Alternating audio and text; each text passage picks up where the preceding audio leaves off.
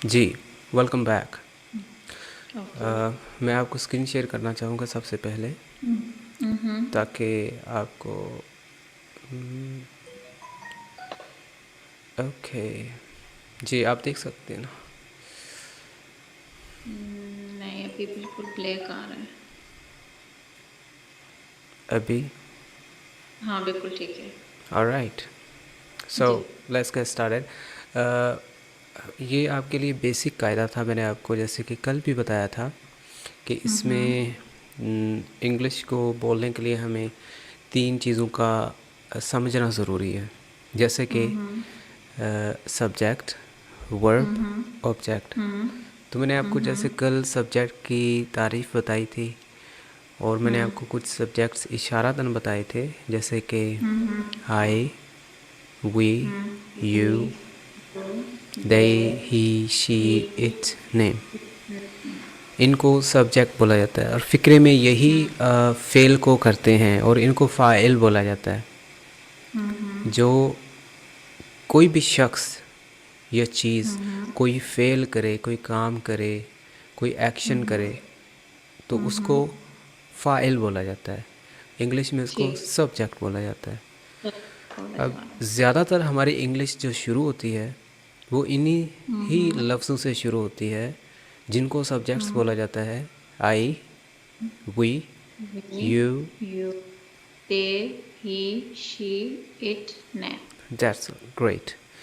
इनका जो भी काम होता है फ़ौरन इनके साथ लिखा जाता है इंग्लिश में, इसलिए कहा जाता है सब्जेक्ट, वर्ब, ऑब्जेक्ट। यानी ये कोई भी एक्शन करें उनको वर्ब बोला जाता है। जैसे हमने सिर्फ एक ही एग्जांपल ली, ईट की, खाना। इट। जिस बिल्कुल। चीज़ को खाना, जिस वक्त खाना, जहाँ खाना, वो तो हम रेस्ट ऑफ द सेंटेंस या एक्सटेंशन बोलते हैं, उसको कुछ भी बोल दें, फ़िक्रे की टेल बोल दें, फ़िक्रे की दुम बोल दें, फ़िक्रे का एंड बोल दें। हमारा फ़िक्रा जी। सब्जेक्ट से वर्ब तक ही होता है। उसके बाद रेस्ट ऑफ द थिंग्स यानी ऑब्जेक्ट कहलाती हैं, यानी चीज़ें कहलाती हैं। डे, जी। टाइम, प्लेस, दिन, वक्त, जगह। जग। किसी भी दिन का नाम, किसी भी जगह का नाम, कोई पर्पज़ हो, जैसे स्टडिंग, फॉर स्टडिंग, हम उसको एज एन ऑब्जेक्ट यूज़ करें। ऑब्जेक्ट यूज़ करने का मकसद ये होता है बताने का, ताकि उसको लास्ट में लिखें, ये ना हो कि सब्जेक्ट से पहले लिख दें। बाज़ औक़ात हम ये भूल जाते हैं कि स्कूल पहले आएगा, मैं पहले आऊँगा, या जाना पहले आएगा। तो ओके। लेट मी से कि सबसे पहले तो सब्जेक्ट आता है फ़िक्रे में। बिल्कुल। I, we, you, they, he, she, it, नाम, यानी फ़िक्रे में कहना मकसूद होना कि हम इकट्ठे जाते हैं, तो उसमें हम ना तो टुगेदर का इस्तेमाल करें, ना स्कूल का, ना गो का। सबसे पहले हम का इस्तेमाल, क्योंकि इसमें हम फ़ाइल है, सब्जेक्ट है। तो अगर मैं आपसे पूछूं कि तुम वहाँ रोज़ जाते हो, तो इसमें फ़ाइल कौन सा है? तुम तुम। तुम, very you, good. You, you इसमें यू। सब्जेक्ट है। इसी तरह सब। कोई भी फ़िक्रा, उसमें हम, तुम, मैं, वो लड़का, वो लड़की, या कोई भी बेजान या जानवर का नाम आ रहा हो, या किसी शख्स का नाम आ रहा हो, तो वो शुरू में आप लिखिएगा। इसीलिए इंग्लिश में तरतीब ओके। होती है सब्जेक्ट, वर्ब, ऑब्जेक्ट। वर्ड। अब। Subject, okay. Verb, object. Subject. तो बताने का मकसद ये है कि इनका जो एक्शन होता है वो सेकंड पे आता है, और हम बेशतर इंग्लिश बोलते हुए कंफ्यूज होते हैं, क्योंकि हमारी तरतीब और उनकी तरतीब बहुत ज़्यादा डिफरेंट होती है। डिफरेंट होती। ठीक है। इंग्लिश में उनकी तरतीब का और हमारी तरतीब का काफ़ी फ़र्क होता है। उसी फ़र्क की वजह से हम इंग्लिश बोल नहीं पाते। जैसे कि मैं कहना चाहूँ कि तुम वहाँ जाओ, तो तुम वहाँ से आते हो, तो हमें ये नहीं होता कि हम पहला लफ्ज़ क्या बोलें। तो सबसे पहले हम उसको फाइल को लेंगे, यू, वो वहाँ यू। से आता है ही, हम वहाँ जाते हैं वी। वी। आलिया यहाँ से स्कूल जाती है, तो आलिया। आलिया। अब ये, सब्जेक्ट पे। यस, और ये तमाम इंग्लिश टेंसेस में इस्तेमाल होने वाला वाहिद स्ट्रक्चर है जो सेम ही रहता है। इनके अंदर कुछ ओके। चेंजेस आती हैं। कोई भी टेंस हो, इंग्लिश का कोई भी टेंस हो, उसमें दो चीज़ें तब्दील नहीं हो सकती, एक सब्जेक्ट ओके। और एक ऑब्जेक्ट। ऑब्जेक्ट। तो बताने का मकसद ये है कि किस चीज़ से पता चलेगा कि ये टेंस पहला है, ये दूसरा है, ये आज का, ये कल का है, ये गुजरा हुआ है, ये परफेक्ट है, ये मुकम्मल है। तो हमें पता चलेगा बताने से, वर्ब से। वर्ब से। जो भी टेंसेस हैं ना, सारे इसी इसी की वजह से ही तब्दील होते हैं। हमारे पास जो वर्ब होती है वो ही इंडेफिनिट टेंस बताती है, वही बताती है कि कंटिन्यूअस का टेंस है, वही वर्ब बताती है कि ये पास्ट का टेंस है, ये फ्यूचर का टेंस है, ये प्रेजेंट, इस प्रेजेंट में ये प्रेजेंट कंटिन्यूअस हो रहा है, इसी प्रेजेंट में ये परफेक्ट हो रहा है, इसी प्रेजेंट टेंस में ये अब फ्यूचर में चला गया। अब फ्यूचर में क्या क्या जी, फ्यूचर में भी परफेक्ट है, इंडेफिनिट है, कंटिन्यूअस है। फिर जी पास्ट का टेंस है, कैसे पता चलेगा? सिर्फ वर्ब के इस्तेमाल से। आया के पहली फॉर्म लगा दी, दूसरी फॉर्म लगा दी, तीसरी फॉर्म लगा दी, यानी वर्ब की हालतें होती हैं जिसको इंग्लिश में फॉर्म बोला जाता है। फॉर्म का मतलब होता है हालत। पहली फॉर्म में ईट को ईट, दूसरी फॉर्म में ईट को एट बोलते हैं, तीसरी फॉर्म में ईट को ईटन बोला जाता है, और चौथी फॉर्म में ईट को ईटन बोला जाता है। अब ईट से पता चलेगा कि फॉर एग्ज़ाम्पल कि खाता हूँ या खाता है, और ईटिंग से पता चलेगा कि खा रहा है, और ईटन से पता चलेगा कि खा चुका है, और एट से पता चलेगा कि खाता था। मैं दोबारा रिपीट कर दूं कि आई लिखा हुआ है, जी। ये पहला टेंस है फॉर एग्ज़ाम्पल, और ये दूसरा टेंस है, समझ लीजिए ये तीसरा टेंस है। अब टोटल टेंसेस तीनों में, इसमें भी, इसमें भी, और इस टेंस में भी आप क्या चीज़ है जो एक जैसी नहीं है, वो है रेड कलर में लिखी हुई वर्ब। वर्ब। और इसी से पता चला कि टेंसेस मुख्तलिफ हैं, ना सब्जेक्ट बदला है ना ऑब्जेक्ट।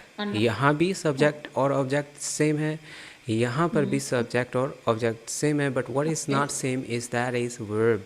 सो वर्ब का पता चला कि काम क्या हो रहा है और कब हो रहा है। टेंस बदलने हो तो वर्ब को बदलो।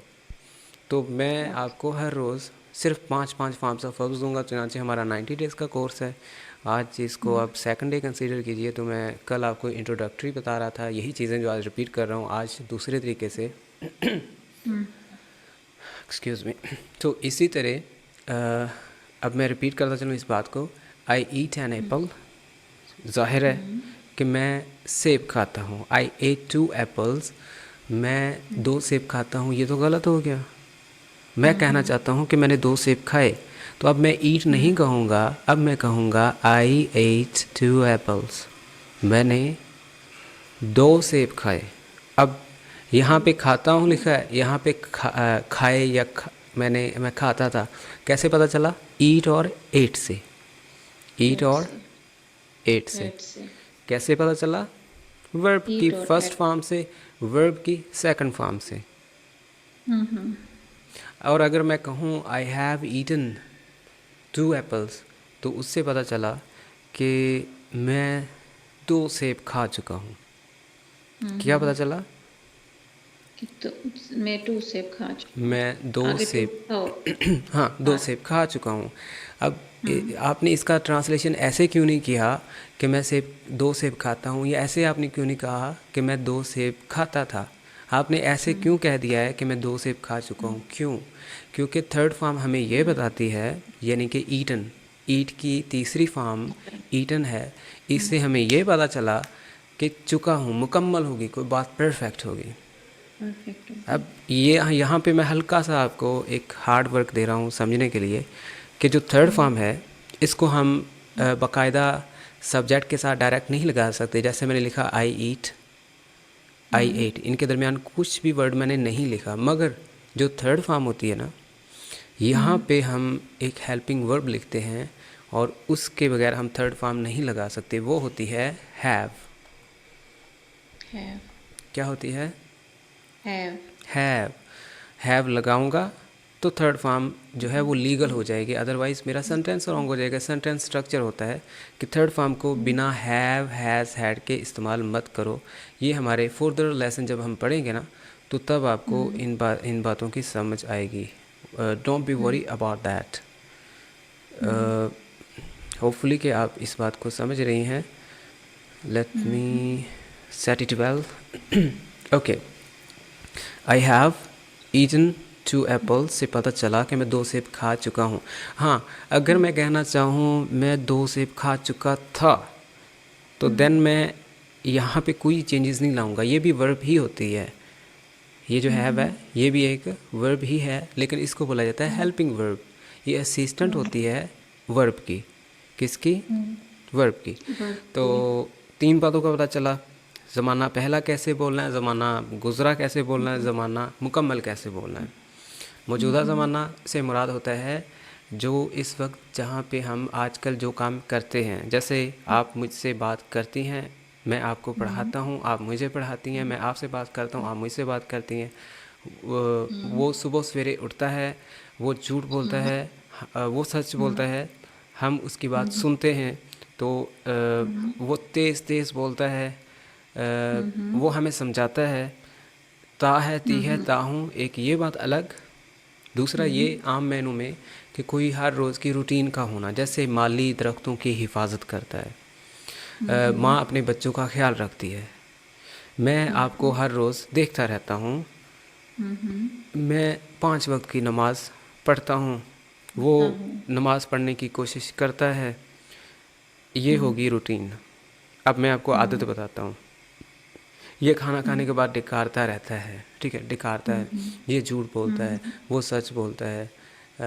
एक मोबाइल है, ये मोबाइल जल्दी बैटरी लो करता है, ठीक है। यानी किसी की शिकायत, किसी की चुगली, किसी की अच्छी आदत, बुरी आदत, किसी के तारीफ़ करना, यानी ये मुझे तंग नहीं करता, ये मुझे तंग करता है, वो सारी हम पहली फॉर्म में बयान करते हैं। मैं आपका तारुफ़ करवाना चाहूँ कि ये नूरुल ऐन है, ये ये मेरे से हर रोज़ बात करती हैं, ये सुबह सवेरे उठती हैं, ये नमाज़ें पढ़ती हैं।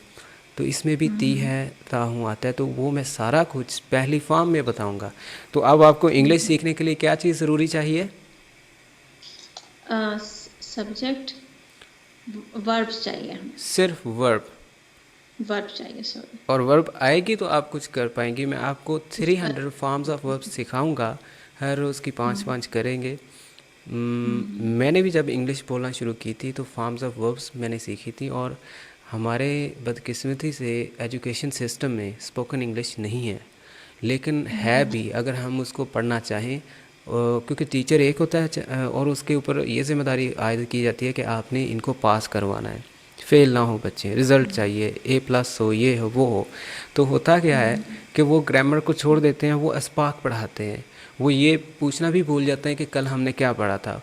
वो इतना दे देते हैं कि जितने क्वेश्चन पेपर में आने होते हैं। तो कुछ टीचर होते हैं जिनसे लोगों की लाइफ बन जाती है, और स्टूडेंट्स ने खुद भी सीखना होता है। कुछ स्टूडेंट्स का इंटरेस्ट भी होता है, जैसे मेरा इंटरेस्ट था बचपन में ही कि मैं इंग्लिश सीखूं।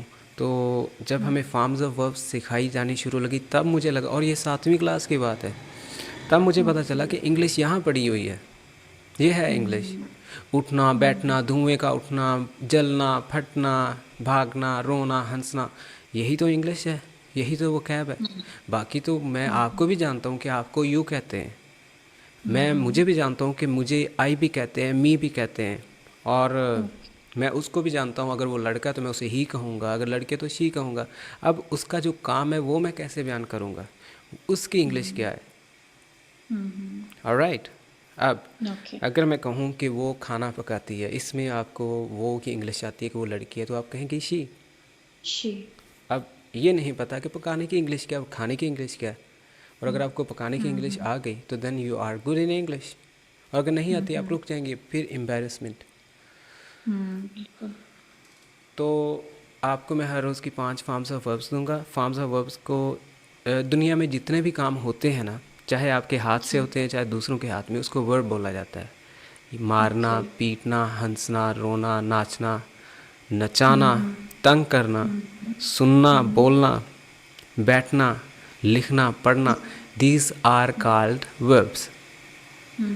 और वर्ब की होती हैं 4 हालतें। अच्छा। ऑलराइट। तो कुछ वर्ब्स होती हैं जो हम डायरेक्टली सब्जेक्ट के साथ इस्तेमाल कर सकते हैं, जैसे कि पहली फॉर्म आई ईट, जैसे कि दूसरी फॉर्म आई एट। लेकिन कुछ फॉर्म्स ऑफ वर्ब्स होती हैं जिनको थर्ड फॉर्म जिनकी फॉर्म लगाने के लिए हमें हेल्पिंग वर्ब का सहारा लेना पड़ता है। विदाउट हेल्पिंग वर्ब लगाने के वो फ़िक्रा गलत हो जाता है, गलत तस्लीम किया जाता है। जैसे कि तीसरी फॉर्म, मैं ये नहीं कह सकता आई ईटन 2 एप्पल्स। मैं जब भी ईटन कहूँगा या थर्ड फॉर्म कहूँगा तो मुझे क्या लगाना पड़ेगा? Helping verb. तो तीसरी फॉर्म की हेल्पिंग वर्ब क्या है? Have, has, had. क्या है? Have, has, had. Have, has, had. बड़ी सिंपल सी बात है। Have, has, had. Yes. अगर मैं कहूँ मैं आ गया हूँ तो मैं क्या कहूँगा? आई। ये तो सबसे पहले आई मैंने कह दिया। अब आने की इंग्लिश है कम, ये है पहली फॉर्म। दूसरी फॉर्म है केम, तीसरी फॉर्म है कम। तो क्या ये फ़िक्रा सही है अगर मैं कहूँ आई कम? I come. I have come. I have come कहूँगा मैं। मैं क्या कहूँगा? I have come. कम, क्योंकि मैंने थर्ड फॉर्म का इस्तेमाल करना था ये बताने के लिए कि चुका हूँ, तो उसके लिए हैव कम कहूँगा। और अगर मैं कहूँ कि मैं आता हूँ तो देन मैं सिंपली कहूँगा आई कम। I अगर मैं come. कहूँ मैं 5 बजे आता हूँ, आई कम एट 5 ओ क्लाक। तो अब ये 5 ओ क्लाक जो टाइम है ये आखिर में क्यों लेके आया मैं? क्योंकि मैंने इसको एक ऑब्जेक्ट समझा, फ़िक्रे के लास्ट में लेके गया, फ़िक्रे को लास्ट में रख दिया। I have come. तो ये एक वो वर्कशीट है जो मैं आपके सामने पेश कर रहा हूँ। ये मैंने अभी तक शाया नहीं की, इसका मैंने अभी खुद से सेल्फ लेक्चर बनाना है जो स्टूडेंट्स तक पहुँचाऊँगा। और ये आपको इसी के ज़रिए गो थ्रू भी करवा रहा हूँ कि कब तक ये आपके ऊपर कामयाब होता है, तो देन मैं इसको यूट्यूब पे दूँगा। ओके। तो यहाँ पे इंग्लिश बोलने के लिए 3 चीज़ें सब्जेक्ट, वर्ब, ऑब्जेक्ट दरकार होती हैं। सब्जेक्ट्स के नाम बताइएगा। Subject I, we, you, they, he, she, it, name. Very good. Subject क्या करता होता है? सब्जेक्ट काम, इसके ऊपर काम किया जाता है, हाँ, सब्जेक्ट काम करता है, करता है। सब्जेक्ट खुद काम करता है। वर्ब काम खुद करता है। और उसको क्या बोला जाता है? वर्ब। वर्ब जिस काम को वो करता है वो क्या कहलाती है? वो है वर्ब। और जिसके ऊपर किया जाता है वो ऑब्जेक्ट होता है। ये बात किसी को भी समझ में नहीं आएगी कि जिसके ऊपर किया जाता है, हालांकि वेरी सिंपल कॉमन सी बात है कि मैं स्कूल जाता हूँ तो इसमें मैं तो सब्जेक्ट हूँ और मैं क्या कर रहा हूँ? जा रहा हूँ। कहाँ जा रहा हूँ? ये जिसके ऊपर जा रहा हूँ यानी। ऊपर जा रहा हूँ तो तो वो ये ऑब्जेक्ट। बिल्कुल इसमें ये थोड़ी सी मीनिंगलेस बात है, बेसलेस ही है, जिसके ऊपर काम हो रहा हो। मुझे भी बचपन में ये चीज़ समझ नहीं आती थी, तो मैंने ऑब्जेक्ट को 3 हिस्सों में तश्कील दे दिया, पूरे फ़िक्रे को ही सब्जेक्ट वर्ब ऑब्जेक्ट के तौर पे कि subject I we you they होगा और दूसरा लफ्ज़ फ़ौरन वर्ब आ जाएगी, उसके बाद जो कुछ भी रहेगा वो ऑब्जेक्ट होगा, चाहे एडजेक्टिव हो, चाहे वो एडवर्ब हो, चाहे वो कंजक्शन इंटरजेक्शन कुछ भी हो, वो मैं आखिर में लेके जाऊंगा। तो उसको मैंने कहा डे टाइम प्लेस। अब फ़िक्रे की कल मैंने आपको एक हालत बना के दिखाई थी, मैं फिर वो रिपीट करना चाहता हूँ आपके साथ मोहतरमा। Let me C.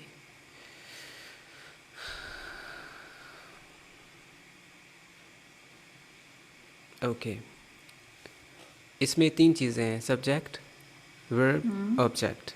I like apple, I eat apple, I serve apple. Apple. इसमें ऑब्जेक्ट सिर्फ एप्पल ही है।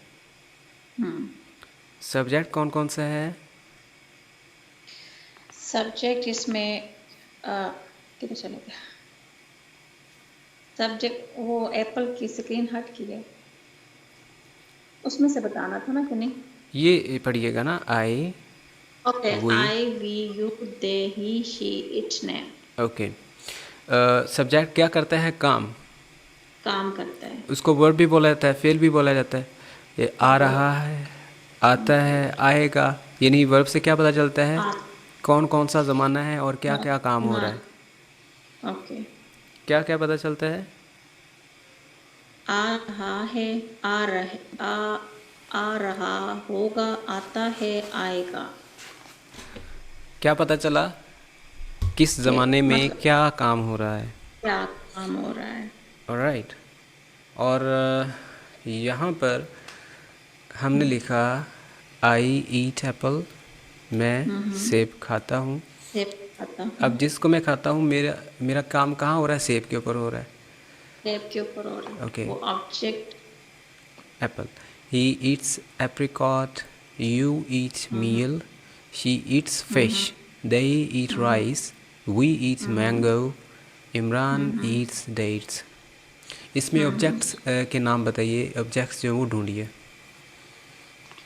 ऑब्जेक्ट इसमें एप्पल है, एप्रिकॉट है, मील है, फिश है, राइस है, मैंगो है और dates. Dates. Okay, that's great. Verb कौन कौन सी हैं? वर्ब इसमें ईट आ रहा है, ईट्स आ रहा है, ओके, ईट आ रहा है, ईट्स आ रहा है और फिर ईट ओके, आ रहा है ईट वर्ब और आ फिर रही है, एक ही वर्ब आ रही है, हाँ। ईट। ओके, ओके, बिल्कुल। सब्जेक्ट्स कौन कौन से हैं? सब्जेक्ट आ रहा है I, he, you, she, they, we, Imran. That's great. यहाँ पे वर्ब्स कौन कौन सी हैं? कहाँ पे?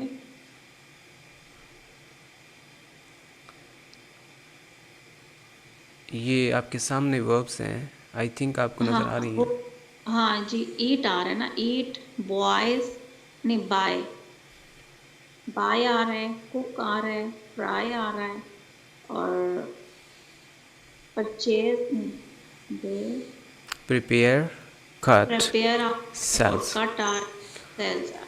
तो ओके, दैट्स ग्रेट। यहाँ पे ऑब्जेक्ट्स ढूंढिए। यहाँ पे जो रेड कलर में है, ये सारे ऑब्जेक्ट्स हैं। आप इनको बिल्कुल। ऑब्जेक्ट्स मान लीजिए, चाहे नहीं भी है, इनको आप एक वो ऑब्जेक्ट मानिए जो हमारा सब्जेक्ट और वर्ब के बाद बचा कुचा मटेरियल या कंटेंट होता है, वो आखिर में इस्तेमाल करना होता है। स्कूल का नाम हो, टाइम हो, डे हो, कोई एडवर्ब हो, एडजेक्टिव हो, प्रेपोजिशन हो, कुछ भी हो, लास्ट में लेके जाना है, हमेशा लास्ट में बिल्कुल। रखिएगा। ओके, ये कल आपको मैंने ये बताया था। ओके, अब हम अपने सबक की तरफ बढ़ते हैं। इसको पढ़िएगा kindly. I go to school, I also went to school. जी, इसको रीड कीजिए। थोड़ा सा जरा बड़ा कर देंगे, श्योर, थोड़ा सा लेट मी जूम कर, इनलार्ज इट। आप कहिए कि इसको थोड़ा सा इनलार्ज कर दीजिए। Enlarge. Okay, I try to enlarge it, let me enlarge. Yeah, is it okay? Okay, okay. I go, I go to school, I also want to school, yesterday I had tests okay, मैं आपके लिए read करता हूँ। Sorry.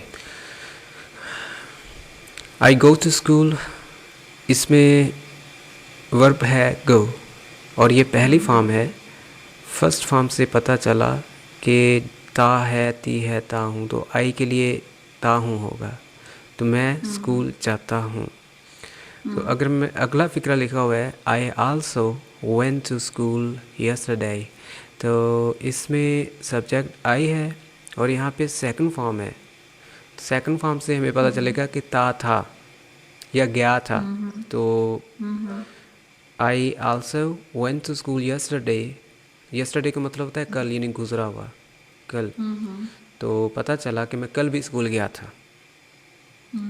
अगर मैं यहाँ पे लिखूँ I also go to school, तो फिर होगा कि मैं स्कूल भी जाता हूँ, क्योंकि फर्स्ट फॉर्म होगी वो।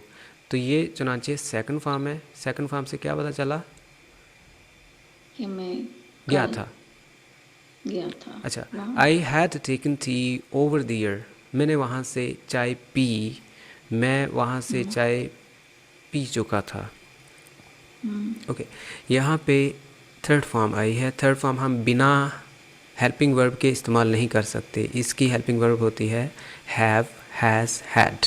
Have, has, had had. had बिना हेल्पिंग वर्ब के थर्ड फॉर्म नहीं इस्तेमाल कर सकते, और जहाँ थर्ड फॉर्म इस्तेमाल हो उसका मतलब होता है चुका है, चुकी है, चुका हूँ, चुका था, चुका होगा। तो चुका चुका करने के लिए हमें थर्ड फॉर्म की ज़रूरत पड़ती है। तो थर्ड फॉर्म से हमें मालूम हुआ कि चुका था। I had taken tea over there, मैं वहाँ चाय पी चुका था या मैंने वहाँ से चाय पी ली थी। लेकिन हैड क्यों आया? क्योंकि बिना हैव हैज़ हैड के टेकन नहीं लगा सकते, थर्ड फॉर्म नहीं लगा सकते। सेकंड फॉर्म डायरेक्ट इस्तेमाल कर सकते हैं आई के साथ, फर्स्ट फॉर्म डायरेक्ट इस्तेमाल कर सकते हैं आई के साथ यानी सब्जेक्ट के साथ। मगर थर्ड फॉर्म हम कभी भी इस्तेमाल नहीं कर सकते किसी भी सब्जेक्ट के साथ, चाहे आई हो वी हो। हमें उसके लिए क्या चीज़ ज़रूरत पड़ती है? have, has, had। हाँ, हैव हैज़ हैड की। तो वहाँ पे हैव हैज़ हैड एक मीनिंगलेस सी बात है। हाँ, इतना ज़रूर बता देता है कि हैव और हैज़ लिखा हो अगर, तो पता चलेगा कि चुका है या चुका था। अगर लिखा हो ना आई हैव टेकन, तो फिर पता चलेगा कि मैं पी चुका हूँ। और अगर लिखा हुआ है आई हैड टेकन, तो इससे मालूम पड़ेगा कि चुका था। तो हैड हमें माजी की बात बता रहा है। किसकी? माजी की। जो कि गुज़रा हुआ हो। क्या हो? गुजरा हुआ। और अगर यहाँ पे लिखा होता आई हैव टेकन, तो फिर क्या मालूम पड़ता? फिर चुका हूँ। चुका हूँ। हाँ, दैट्स ग्रेट। ओके, यहाँ पे आ रही है फोर्थ फॉर्म, जिसका मैंने आपको कुछ भी नहीं बताया। तीसरी फॉर्म की तरह चौथी फॉर्म भी हम डायरेक्ट इस्तेमाल नहीं कर सकते, और चौथी फॉर्म की निशानी होती है कि ये आई एन जी की सूरत में होती है। किस में होती है? I N G. अच्छा, चौथी फॉर्म के एक मकसद है, जैसे ये है ना कि चुका हूँ, इसका मकसद होता है रहा हूँ, यानी कंटिन्यूअस। किसी काम में कंटिन्यूटी देने के लिए हम आई एन जी का इस्तेमाल करेंगे। मगर इसको भी डायरेक्ट सब्जेक्ट के साथ नहीं जोड़ सकते, दरमियान में हमें हेल्पिंग वर्ब की ज़रूरत पड़ती है। आपका सवाल होगा कि हेल्पिंग वर्ब कौन कौन सी? वो हैं is, am, are. Is, am, are, was, were, और will be, shall be, have been, has been. और ये वाली हमें, जिस तरह हैव हैज़ हैड थी ना थर्ड फॉर्म की, जी जी, इसी तरह फोर्थ फॉर्म की हैं इज़, एम, आर, वाज, वर। फ़िलहाल आपके लिए इतनी सी बात समझ लेना ज़रूरी है कि चौथी फॉर्म की हेल्पिंग वर्ब कौन कौन सी हैं? Is, am, are, was, were. Is, am, are, was, were. अच्छा, I was enjoying at free time, मैं लुत्फ़अंदोज़ हो रहा था फ्री वक्त में, इंजॉय कर रहा था। मैंने ये क्यों कहा कर रहा था? मैंने ये क्यों नहीं कहा कर रहा हूँ? क्योंकि यहाँ पे वाज लिखा हुआ है। हैड की तरह ये भी पास्ट की निशानी है। किसकी है? पास। और अगर लिखा हो आई एम इंजॉइंग, तो फिर लिखा होगा, फिर इसका मतलब बन जाएगा मैं लुत्फ़अंदोज़ हो रहा हूँ, मैं इंजॉय कर रहा हूँ। तो चुनांचे क्या लिखा हुआ है? I was enjoying. enjoying I was enjoying enjoying at free time. Okay, right now यानी कि अब, I am enjoying again with my friends. हाँ, ये भी फ़िक्रा वही है जो ऊपर वाला है। आई am enjoying, I was enjoying. तो इन दोनों में क्या फ़र्क आया? कौन सा? आई वॉज इंजॉइंग और आई एम इंजॉइंग। सेम थिंग है, लेकिन वाज और एम लग के, आई की जगह आई के साथ वाज लग गया और फिर नीचे एम लग गया। अब आप पढ़े लिखे की तरह बताइए। आई was enjoying, I am enjoying. English में पढ़ देने का मतलब ये तो नहीं कि पढ़े लिखूँ वाला। मैं बताता हूँ।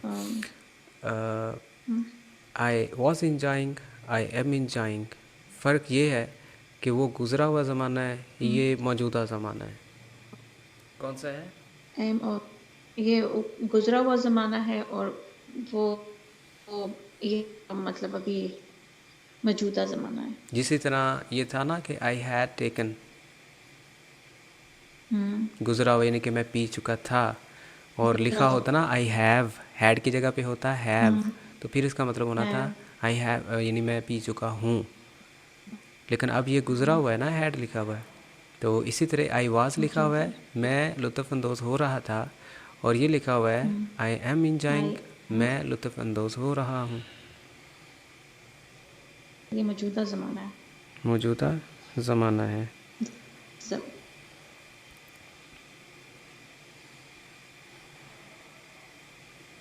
आपको क्या समझ आई, मुझे रिपीट कीजिए। आई हैड जो आई वाज जो है ये मतलब कर चुका हूँ या कर रहा हूँ, और जो एम नीचे आ रहा है तो वो मतलब मौजूदा ज़माना है, और वो जो ऊपर वाला है हैड और वाज जो है वो गुज़रा हुआ ज़माना। उसको आप छोड़िए, उसका तो इससे ताल्लुक़ ही नहीं है। वो तो मैंने आपको एग्जांपल दी थी कि ये थर्ड फॉर्म है। कौन सी है? थर्ड और फॉर्म। नीचे वाले जो दोनों फिक्रे हैं ये फोर्थ फॉर्म वाले, इनका आप कोई जोड़ मोड़ कर सकती हैं, ऊपर वाले को छोड़िए। देखिए, जैसे भी चौथी फॉर्म हो ना, यानी आई एन जी वाली, इंजाइंग, इंजाइंग लिखा हो ना, आई एन जी लिखा हो, ये फोर्थ फॉर्म है। इंजॉय की फोर्थ फॉर्म क्या है? इंजॉय आई की, एन जी। हाँ, इंजॉय की चौथी हालत या फार्म, जिसको फॉर्म बोला जाता है, वर्ब की, ये वर्ब है ना इंजॉय। इंजॉय की चौथी जी जी। हालत क्या है? Enjoying. I N G, enjoying. तो एक मौजूदा ज़माने में इंजॉइंग लिखा हुआ है, और एक गुज़रे हुए ज़माने में इंजॉइंग लिखा हुआ है। लेकिन हमें कैसे मालूम पड़ेगा? हमें मालूम पड़ेगा एम से कि या फिर वास से। कैसे? एम से, एम से और वाज से। एम से और वास से। अगर एम लिखा हुआ है यानी मैं लुत्फ़ अंदोज़ हो रहा हूँ, तो फिर मैं कहूँगा आई एम इंजॉइंग। और अगर मैं कहूँ मैं लुत्फ़ अंदोज़ हो रहा था, तो फिर मैं क्या कहूँगा? I was enjoying. Was enjoy. आप रिपीट कीजिए।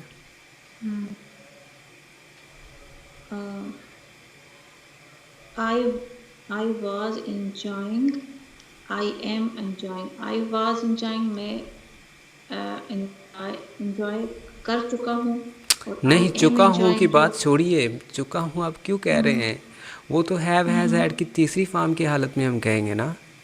किस में कहेंगे? तीसरी हालत में। तीसरी वो हालत में। वो और बात है। ये है चौथी वाली हालतें, इसमें रहा है रखना है, बात को रहा में रखना है। किस में? रहा। रहा में, जारी में। ओके। चुका हूँ तो ख़त्म हो जी जाता है ना, यानी मैं कर चुका हूँ, बात ख़त्म। ये है मैं इंजॉय कर रहा हूँ, यहाँ तक रही है। यानी ओके। आई वॉज इंजॉइंग, मैं इंजॉय कर रहा था। और ये है आई एम इंजॉइंग, मैं इंजॉय कर रहा हूँ। यानी था और हूँ में रहा हूँ। फ़र्क है ना। ओके। आप रिपीट कीजिए। ठीक है। आई एम एंजॉइंग, मैं एंजॉय कर रहा हूँ। आई वाज एंजॉइंग, मैं एंजॉय कर रहा। था, मैं इंजॉय। कर रहा था। हाँ, अच्छा। यहाँ पे लिखा हुआ है आई have taken tea already. I have taken taken T T already. Already. इसका क्या मतलब है? हैव भी लिखा हुआ है, तीसरी फॉर्म भी दर्ज है। आई का क्या मतलब है? मैं। मैं। हैव और taken, taken third have. Form है। थर्ड फॉर्म का मतलब होता है चुका। जहाँ भी हैव तो हैज़ हैड लिखा हो ना, मैं। जी जी। जहाँ भी हैव हैज़ हैड लिखा हो, तो उसका मतलब चुका होगा। जिस तरह ये ऊपर वाला फिक्र है ना, हैड टेकन टी, ये वाला, यहाँ पे भी ओके। चुका का आ रहा हैव। था बात। यहाँ भी हैव है तो चुका के ही होगा। ओके। आई हैव टेकन का क्या मतलब है? मैं ले चुका हूँ, था ना, ले चुका पी हूँ। चुका हूँ। T T, ready. मैं चाय। मतलब कि चाय ऑलरेडी पी चुका हूँ। हाँ, वेरी गुड। और अगर आप कहना चाहो, आपको कोई चाय का बोले तो आप क्या कहेंगी?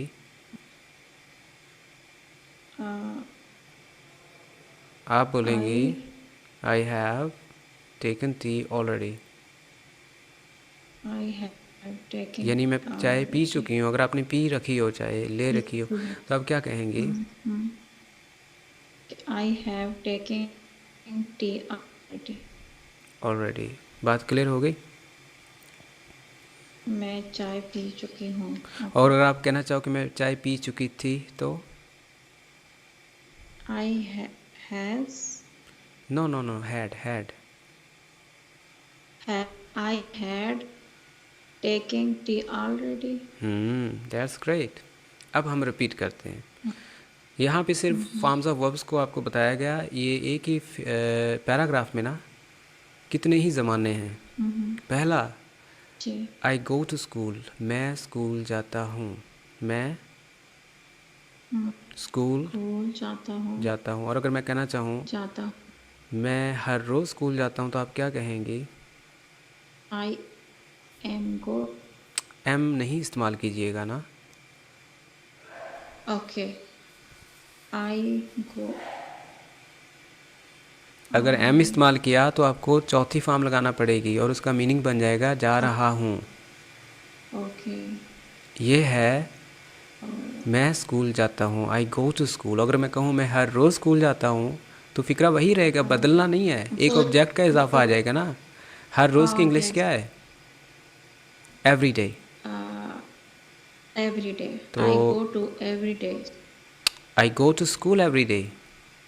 आई go to school every day. I go to school every day. Every day. बात क्लियर हो गई? I also went to school yesterday, इसका क्या मतलब है? I also went to school yesterday. मैं कल स्कूल गया था या मैं हाँ, क्या था। गुड। गया। मैं कल स्कूल। या मैं कल भी स्कूल गया। हम्म। समझ आ गई बात की? हम्म। अच्छा, अगला। I had taken tea over there. I had taken tea. मैंने मैंने वहाँ से चाय पी, या मैं वहाँ से चाय पी चुका था। पी चुका था। मैं वहाँ से चाय पी चुका था। पी चुका था। I was enjoying at free time. मैं फ्री टाइम में रिलैक्स करता हूँ या इंजॉय कर रहा था। एंजॉय कर रहा था आ गया बीच में। क्यों था आ गया? क्योंकि वाज लिखा हुआ है। पास लिखा हुआ। वाज किसकी हेल्पिंग वर्ब है? चौथी फॉर्म की। चौथी is am are was verb लगता है चौथी फॉर्म के साथ। क्या लगता है? Is was is am are was verb. Is am was is am are is am are was was verb किसके साथ इस्तेमाल होता है? Is am were is am are was verb. Is am are was verb, इसको जल्दी से याद कीजिए। Is am are was were फिर याद कीजिए। Is am are was were हो गया याद? सुनाइए।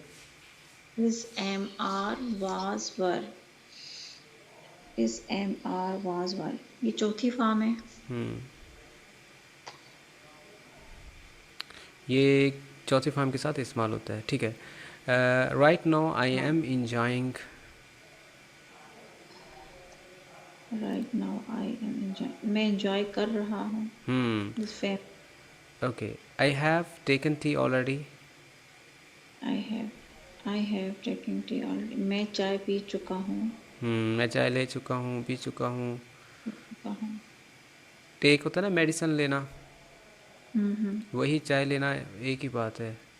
इसके लिए हम टेक का इस्तेमाल करेंगे। ये किसी सेंटेंस स्ट्रक्चर में ना हम आपको बताएंगे कि टेक के साथ आपको मुख्तलिफ़ चीज़ें, मेडिसन, ये वो। ओके। नेक्स्ट पे चलते हैं। ये क्या है? फ़ाइल हजरात। क्या है ये? फाइल हजरात। I we you they he she it नाम। इनके साथ आती है वर्ब। क्या आती है? वर्ब। ईट। ऑलराइट। और अगर यहाँ पे ईट के बजाय एट लिखा होता तो क्या मतलब होता? एट एट अगर यहाँ पे लिखा एट होता एट, खा चुका, ये खाया, था। खाया। खा खाया। ठीक है। अगर लिखा हो हैव ईटन तो? खा चुका हूँ। अगर लिखा हो हैड ईटन? हैड, खा चुका हूँ। था। खा रहा खा था। चुका था। ये देखो, खा हैव चुका ईटन था। खा चुका हूँ, खा चुका था। हैड ईटन खा चुका था। था। फिर रिपीट करते हैं। हैव ईटन, खा चुका हूँ। हैड ईटन, हैड ईटन खा चुका था। था। हैड ईटन खा अच्छा। चुका। ईटिंग, खाना। सॉरी, दोबारा से। आई ईट, मैं खाता हूँ। आई एट, मैंने खाया। खाया। ईटन, ईटन तो गलत हो जाएगा ना, हैव एज लगाना पड़ेगा। I have eaten. फिर खा चुका हूँ। खा चुका हूँ। और हैड ईटन, खा चुका चुका था। हूँ। आज के लिए इतनी बातें आपके लिए काफ़ी हैं। कल के लेक्चर में मैं आपको ये जो ऑब्जेक्ट्स हैं ना, ये फिर इनके साथ साथ हम आपको बताएंगे कि यहाँ से सब्जेक्ट ढूंढिए, वर्ब ढूंढिए, ऑब्जेक्ट ढूंढिए। और ये एक कायदा है जो